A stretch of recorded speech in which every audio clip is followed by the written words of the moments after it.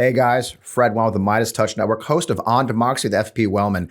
I don't know if you heard the news, but last night, Indiana OBGYN doctor Caitlin Bernard faced the medical board of Indiana because she gave an abortion to a 10-year-old girl back in July of last year who had been raped by a 23-year-old man.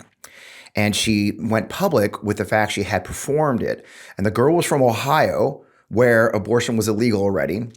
And Dr. Bernard took care of her and went public with the fact she had taken care of a 10-year-old.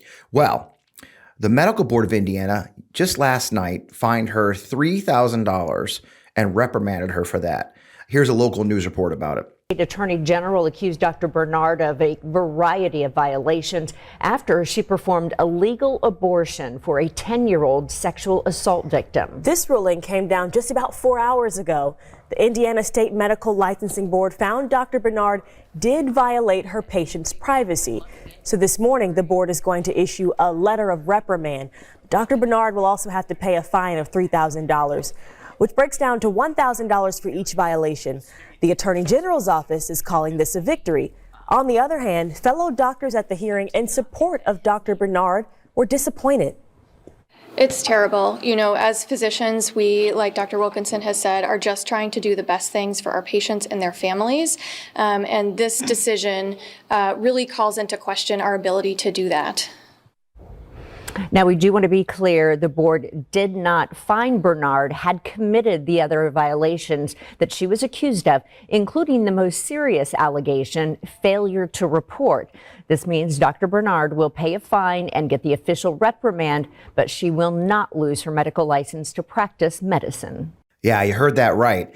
It was a bizarre situation. Now, all of this happened because the Attorney General of Indiana, Todd Rokita, a far-right, stringent anti-abortionist, far-right MAGA-type attorney general, made it his personal mission after Dr. Bernard went public last year to punish her every day, making up new accusations. And of course, he got what he was looking for. He got that sweet, sweet Fox News hit.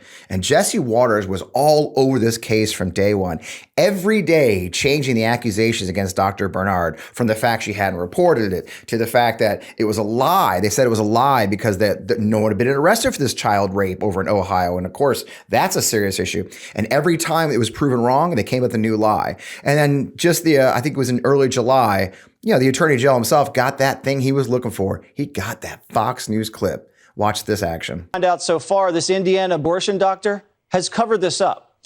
Failure to report is nothing new, though, for Dr. Bernard. According to reporting from PJ Media, she has a history of failing to report child abuse cases. And our sources, as Trace mentioned, are telling Fox that Dr. Bernard's employer, Indiana University Health, has already filed a HIPAA violation against her. So, is a criminal charge next? And will Dr. Bernard lose her license? Let's ask the Indiana Attorney General, Todd Rokita. So what's going on, Todd? Jesse, thanks for having me on, but I shouldn't be here, right? I mean, first of all, this is an illegal immigration issue because likely of Biden's lawlessness at the border and everything going on down there. That's why Indiana, as a non-border state, has actually filed several independent lawsuits on that. Then we have the rape, and then we have this abortion activist acting as a doctor with a history of failing to report. So we're gathering the information, we're gathering the evidence as we speak, and we're going to fight this to the end. Including looking at her licensure if she failed to report. And in Indiana, it's a crime to not report, to intentionally not report. Yeah. He made it his personal mission to punish a single doctor. A doctor, by the way, who did not break any law. You see, here's the punchline, folks. The law in Indiana, of all places, they, of course, enacted a total abortion ban as soon as Roe v. Wade was turned back. But groups sued the state, and that lawsuit has gone all the way to the state Supreme Court, has been sitting there since January of this year. So for now, the total abortion ban in Indiana is not in effect. But that's not going to let Attorney General Todd Rokita stop his mission to bring him to a halt. Turns out Dr. Bernard did report the abortion as per state regulations within 2 days of it occurring. She did follow HIPAA regulations and did not reveal the private information of her patient. She actually followed the laws, contrary to hit after hit after hit and lie after lie. So then the Attorney General decided, well, he's going to try and find himself a law she broke. So then he came up with fake consumer complaints, 6 people who complained about Dr. Bernard. Turns out when he investigated that, they never met Dr. Bernard. It was just right-wing activists coming with fake complaints, kind of like how people pummel the Yelp reviews of a restaurant that, is mean to a Sarah, Huckabee.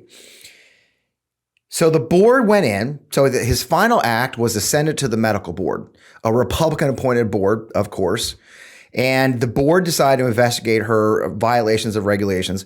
The Attorney General himself argued she should have her medical license stripped and taken away because of her actions. The board investigated for a whole day yesterday and come to see it, she didn't break any laws, didn't break any regulations. The only thing they could come up with is they tried to say she violated the patient's privacy, not HIPAA, just privacy. Because when she told the news, a local news station, about the 10-year-old girl being raped and having an abortion, it became national news. And therefore, when the pile-on occurred, the girl's privacy was violated.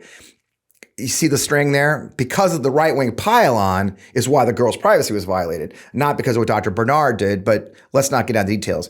So in the end, late last night, she was fined $3,000, $1,000 for each account, according to that news report.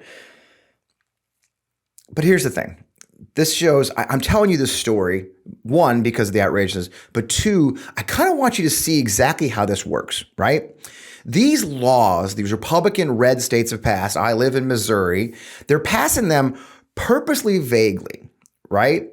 They want people to self-regulate. The law, the book bans, the Don't Say Gay, the gender affirming care, the drag show bans. The laws are actually pretty vague. And the goal is for making average people, doctors, transgender Americans, parents, teachers, school board members, scared because they're not sure if they're breaking the law. You see these abortion cases here. We had one in Missouri. The doctors could legally perform an abortion, but were scared of being sued and going through the process of defending themselves, so they self-regulated and didn't perform the abortions. And if they can't do it that way, folks, if they can't make people self-regulate, they'll use the power of their offices, like Attorney General Todd Rokita, to go after you and destroy their lives. You'll use the right-wing propaganda machine, like Jesse Waters, to go after these doctors. Can you imagine what Dr. Bernard's life has been like for the last year, being the pummeling by the right-wing far right? I'm sure she's getting death threats. I'm sure she had to move because I've seen it happen to people I know, to include yours truly. This is what they do. They use their media. They use the intimidation. And this is what we're dealing with. I talk about a lot in the show. If you watch my show, On Democracy with F.P. Wellman, we talk a lot about these culture war issues. And out here in red states like where I live, that culture war really feels like a real fucking war. I'm a veteran, 101st Airborne, 7 years there, plus 22 years in the Army.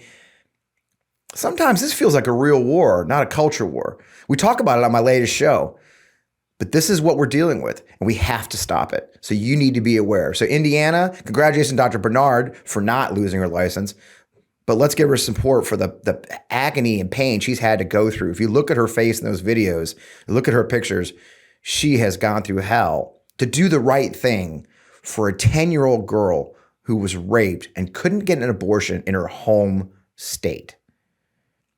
It's a real battle. Thanks for watching. I hope you'll catch my show every Friday night at 11 Eastern on the MeidasTouch Network. Have a great weekend. We've got Pride. Do you? We're celebrating Pride Month with a brand new collection of tanks, V-necks, and more. Go to store.meidastouch.com right now and grab yours. Oh, and don't forget that koozie.